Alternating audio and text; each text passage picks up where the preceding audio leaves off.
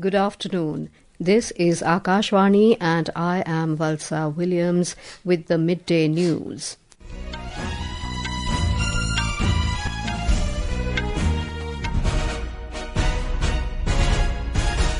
The headlines: NIA to bring 26/11 Mumbai terror attack mastermind Tahawwur Rana to India from the US today. Delhi government to begin distribution of Ayushman Bharat health cards this afternoon. Supreme Court to hear petitions challenging Waqf Amendment Act 2025 on the 16th of this month. India's goods and services exports cross record $820 billion in financial year 2024-25. Mahavir Jayanti being celebrated with spiritual fervour across the country today. And in badminton, India's mixed doubles pair of Dhruv, Kapila and Tanisha Crasto advances to quarterfinals of Asia Championships in China. The 26/11 Mumbai terror attack accused Tahawwur Rana is being brought to India today. This was informed by Union Minister Piyush Goyal in a social media post. He said due to the determination of Prime Minister Narendra Modi today, the accused of the Mumbai attacks is being brought to India and he will get stringent punishment. Talking to media in Mumbai, he alleged that the Congress government did nothing to punish the terrorists. ये मोदी जी का दृढ़ संकल्प था कि जिन लोगों ने हमारे देश पर आंख उठाई उनको सख्त से सख्त सजा मिले और आज हर भारतवासी को गर्व है मोदी जी पर। विशेषकर हम सब मुंबई कर कृतज्ञ हैं मोदी जी के कि ऐसे लोग जिन्होंने हमारे देश के ऊपर हिंसक हमला किया था उनको हम भारत के धरती पर भारत के कानून के अंतर्गत सजा दिलाएंगे। आतंकवादियों के खिलाफ हमारी सरकार का बड़ा कड़ा रवैया है और हम किसी को भारत की धरती पर आंच नहीं डालने देंगे। मुंह तोड़ जवाब आतंकवादी घटनाओं पर। There are reports that Rana is being brought through a special flight from the US. Meanwhile, security has been beefed up at NIA headquarters, Patiala Court and some other areas in the national capital. Rana is being brought to India after his final attempt to evade extradition failed as the US Supreme Court rejected his application. Yesterday, Union Home Minister Amit Shah said the return of Tahawwur Rana is a great success of the Modi government's diplomacy. He said it is the responsibility of the Indian government to bring back all those who have done wrong to the people of India. Speaking on a private TV channel, Mr. Shah said it will be a great achievement for the country that Tahawwur Rana will face trial in an Indian court. Modi सरकार का प्रयास है कि जिन लोगों ने भी भारत की जमीन, भारत का सम्मान और भारत के नागरिकों के साथ दुर्व्यवहार भी किया है वो हमारे कानून के जद में लाना चाहिए। और मैं मानता हूँ राणा की यहाँ वापिस आना ये मोदी सरकार की कूटनीति का बहुत बड़ी सफलता है। Minister of State for Home Affairs Nityanand Rai has said strong action has been taken against those who tried to create instability in India over the past 14 years. माननीय प्रधानमंत्री आदरणीय नरेंद्र मोदी जी के नेतृत्व में और माननीय गृह मंत्री श्री अमित शाह जी के मार्गदर्शन में इस देश से आतंकवाद लगभग सफाया की ओर है और जो भी देशद्रोही जो इस भारत में अस्थिरता पैदा करना चाहा है इन 14 वर्षों में उन पर कड़ी कार्रवाई हुई है और कोई देशद्रोही अब बचने वाला नहीं। The central government has appointed Narendra Maan advocate as special public prosecutor for conducting trial and other matters in the 26/11 Mumbai terror attack accused Tahawwur Rana case. In a Gazette notification, the Union Home Ministry said Narendra Maan has been appointed for conducting trial on behalf of the National Investigation Agency before the NIA special courts at Delhi and appellate courts for a period of 3 years. The Delhi government will begin distribution of Ayushman Bharat Pradhan Mantri Jan Arogya Yojana PMJAY health cards to residents of the national capital this afternoon. The distribution of cards will start at a function in Vigyan Bhavan at 3 p.m. The scheme will provide free health cover of 5 lakh rupees to each beneficiary family per year. The Delhi government has also announced to provide an additional top-up of 5 lakh rupees under this scheme. Union Health Minister Jagat Prakash Nadda and Delhi Chief Minister Rekha Gupta will be present on the occasion. During the event, they will distribute Ayushman cards to the beneficiaries. Last week, the National Health Authority had signed an MOU with the Delhi government to implement this scheme. Our correspondent reports that through this scheme, the out-of-pocket expenditure has declined from 62% in 2014 to 38% this year. Ayushman Bharat Pradhan Mantri Jan Arogya Yojana is the largest health assurance scheme in the world, which aims at providing a health cover of 5 lakh rupees per family per year for secondary and tertiary care hospitalization. Delhi has become the 35th state and union territory to implement this Yojana. More than 30 lakh individuals in the national capital will be benefited through this scheme. All senior citizens aged 70 years and above, irrespective of their socio-economic status, will also be benefited. Under this scheme, around 32,000 government and private hospitals are impaneled and more than 40 crore Ayushman cards have been issued till date. With Dipendra Kumar, Aman Yadav, Akashvani News, Delhi. During the event, an MOU will be signed between the Ministry of Health and Family Welfare and the Government of Delhi for rollout of Pradhan Mantri Ayushman Bharat Health Infrastructure Mission. The scheme is a centrally sponsored scheme which was launched in 2021 to fill critical gaps in health infrastructure, surveillance and health research, spanning both urban and rural areas. The centre has enhanced the material cost by 9.5% under the Pradhan Mantri Poshan Shakti Nirman PM Poshan scheme. The scheme is a centrally sponsored scheme under which hot-cooked meals are served to over 11 crore students studying in Bal Vatika and classes 1 to 8 in government and government-aided schools. The Union Education Ministry has said the new rates will be applicable across all states and UTs with effect from the 1st of next month. The central government will bear an additional cost of 954 crore rupees in 2025-26 due to this enhancement.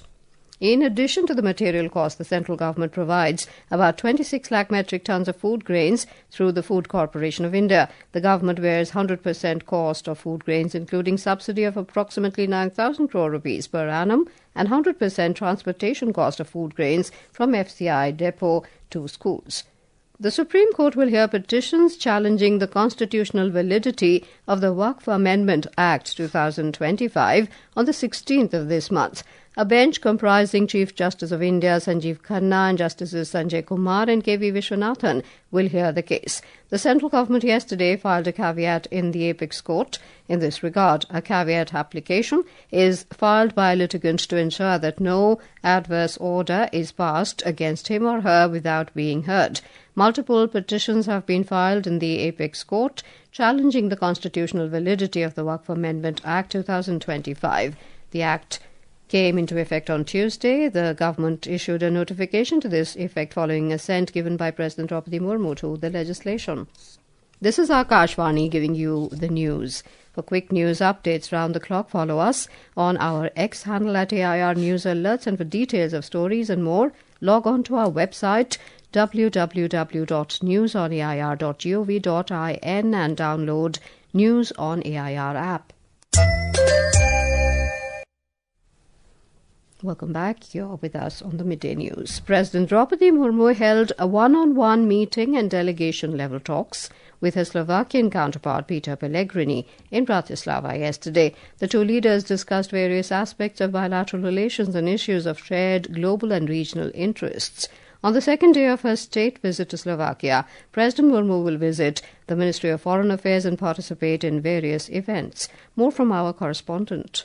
Today, President will visit Jaguar Land Rover Factory, Slovakia India Business Forum. President will also participate in the convocation ceremony of Constantine the Philosopher University in Netra. President will be conferred with honoris causa by the university. Earlier, President Draupadi Murmu attended a banquet hosted in her honor by President Peter Pellegrini at the historic Bratislava Castle. The President thanked the government and the people of Slovakia for the warm welcome and hospitality. She said that from yoga and Ayurveda to Indian cuisine, the love for Indian culture in Slovakia is a testament to our strong people-to-people connections. She reaffirmed India's commitment to strengthen the bonds of friendship between the two countries. Pooja Pivardhan, Akashvani News, Bratislava. India's goods and services exports have crossed a record $820 billion in financial year 2024-25, despite economic uncertainties in global markets. The Commerce Ministry said this represents a close to 6% increase over the corresponding figure of $778 billion for the previous financial year. The figures were revealed at a meeting held by Commerce and Industry Minister Piyush Goyal with the export promotion councils and industry bodies in New Delhi to discuss the emerging trade scenario. In a major development, US President Donald Trump has announced a 90-day pause on reciprocal tariffs for all but China. In a social media post last night, Mr. Trump said the 90-day breather will apply to reciprocal and 10% tariffs. The US President said he was authorizing a 90-day pause as part of his tariff plan, but was also raising the tariff rate for China to 125% effective immediately. Earlier yesterday, China retaliated with an 84% tariff on all goods imported from the US, which came into effect from midnight last night. China said it is raising its retaliatory tariff on the US to 84%, up from 34%. Beijing accused Washington of bullying practices. It alleged that the White House has damaged the global trade order. The European Union also voted in favor of imposing tariffs on some US imported goods. EU member states had approved 25% tariffs on various American products in retaliation for the US imposing similar tariffs on EU steel and aluminium imports.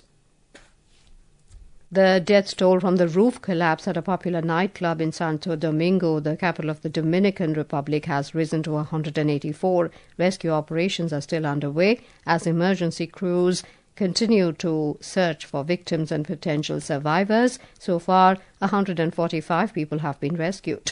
More than 20 of the injured remain hospitalized, with at least 8 in critical condition. The incident occurred on Tuesday night during a live performance by renowned meringue singer Ruby Perez. The 69-year-old artist was among those found dead in the collapsed venue.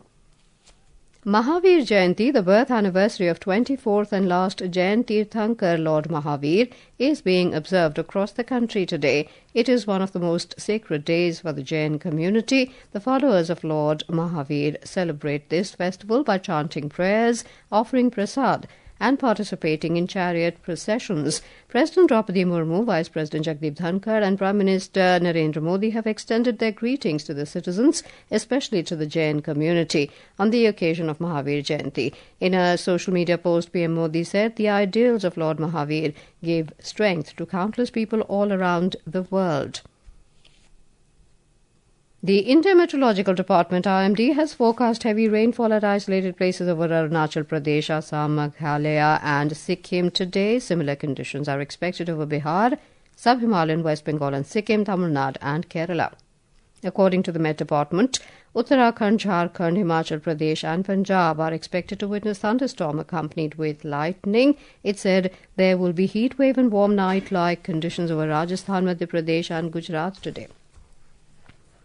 In badminton, India's mixed doubles pair of Dhruv, Kapila and Tanisha Crasto have advanced to the quarterfinals of the Asia Championships in Ningpo, China today. The Indian duo defeated Hong Wei-Ye and Nicole Gonzalez-Chan of Chinese Taipei in the pre-quarterfinal.